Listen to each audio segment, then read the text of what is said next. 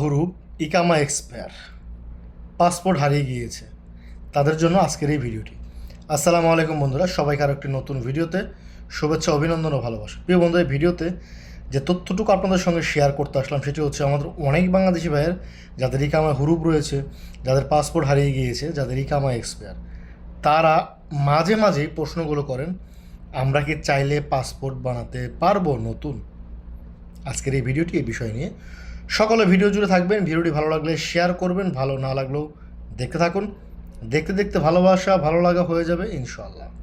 প্রথমত কথা হচ্ছে, আপনার ইকামা আছে কিংবা হুরুপ, আপনি এক্সপায়ার, আপনার পাসপোর্ট হারিয়ে গেছে কিংবা আপনি পাসপোর্ট রিনিউ করতে চান, পাসপোর্ট বানাতে পারবেন দূতাবাস থেকে। আরও একটি প্রশ্ন আসে, সেটি হচ্ছে দূতাবাস অমুক জায়গায় অমুক জায়গায় অমুক জায়গায় আছে কি না। অনেকেই বলেন হ্যাঁ, বিভিন্ন জায়গায় সেবা কেন্দ্র রয়েছে, তবে দূতাবাস দুটি স্থানই, একটি জেদ্দা, একটি রিয়াদ। এই দুটি স্থানই মূলত পক্ষে দূতাবাস। এখন আসি হুরুপ কিংবা এক্সপায়ারি ওনারা কীভাবে পাসপোর্ট বানাবেন।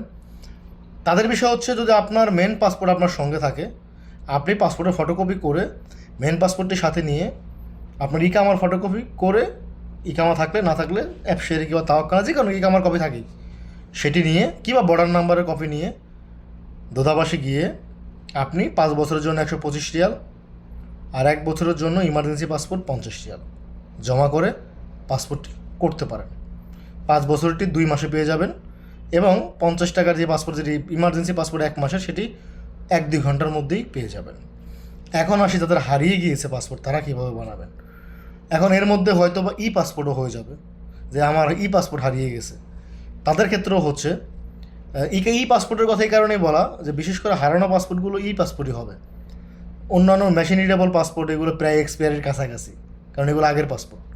তো যাই হোক, এই পাসপোর্টগুলো আপনার বানাতে ই পাসপোর্ট হবে না এখন বর্তমানে। হয়তো বা যখন চালু করবে, রিয়াদে অ্যাম্বাসিতে মেশিন আসছে, এখন এটি কার্যক্রম চালু হয়নি। চালু হলে অবশ্যই আমাদের অ্যাম্বাসিগুলো আপনাদেরকে বলে দিবে, তাদের প্রজ্ঞাপন আকারে কিংবা যে কোনো তথ্যের মাধ্যমে, কিংবা আমরাও আপনাদেরকে ভিডিও আকারে বলে দিব। পাসপোর্ট হারালে তাদের যে বিষয়টি করতে হবে, প্রথমত কথা হচ্ছে আপনার পাসপোর্টের কপি, ইকামার কপি, কিংবা আপনার স্পন্সর থেকে সত্যায়িত করা, কিংবা আপনাকে যে কোনো একটি অনলাইন পোর্টালে বিজ্ঞাপন দিয়ে এবং জিটির পেপার নিয়ে আপনি দূতাবাসে আবেদন করতে পারেন। আর আমার মনে হয় সবচেয়ে সহজ হবে, এত তাংফাং না করে দূতাবাসের আশেপাশে যে সমস্ত ছোটো ছোটো মক্তবগুলো রয়েছে তাদের সঙ্গে পরামর্শ নেবেন।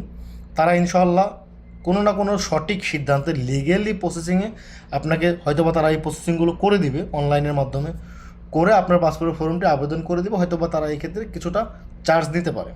তো প্রিয় প্রবাসী বন্ধুরা, যাদের ইকামা এক্সপায়ার, হুরুপ্রাপ্ত, পাসপোর্ট হারিয়ে গিয়েছে, তাদের যে সমস্যাগুলো নিয়েছিল, এই ভিডিওটি দেখলে সব কিছু এভরিথিং আপনার ক্লিয়ার হয়ে যাবে।